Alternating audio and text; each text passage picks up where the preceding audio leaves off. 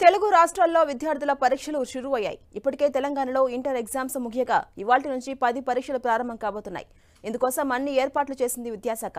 నిమిషం ఆలస్యమైనా సరే పరీక్షా కేంద్రంలోకి అనుమతించబోమనే నిబంధన ఈ పరీక్షలో అమలు చేయట్లేదు. విద్యార్థులకు 5 నిమిషాల గ్రేస్ టైం కల్పించారు. ఉదయం 9:30 పరీక్ష ప్రారంభం కాబోతుంది. తెలంగాణలో ఈ ఏడాది 5,08,385 మంది విద్యార్థులు 10వ తరగతి పరీక్షలు రాయబోతున్నారు.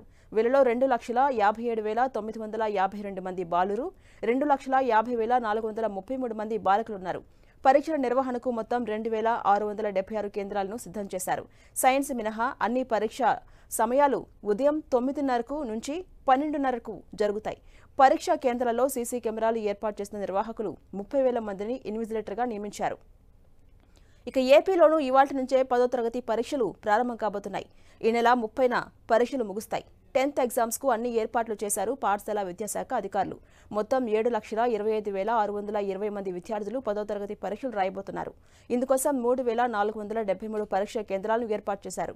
ఆర్టీసీ బస్సులో హాల్ టికెట్స్ చూపించి విద్యార్థులు ఫ్రీగా పరీక్షా కేంద్రాలకు చేరుకోవచ్చని పాఠశాల విద్యాశాఖ తెలిపింది. ఇక ఏపీలో ఇవాల్టి నుంచే ఒంటిపూట బడులు ప్రారంభం కాబోతున్నాయి. 1వ తరగతి నుంచి 9వ తరగతి విద్యార్థులకు హాఫ్ డే స్కూల్స్ షురూ అవుతాయి. అన్ని పాఠశాలల్లో ఉదయం 7:45 నుంచి మధ్యాహ్నం 12:30 వరకు తరగతులు నిర్వహిస్తారు.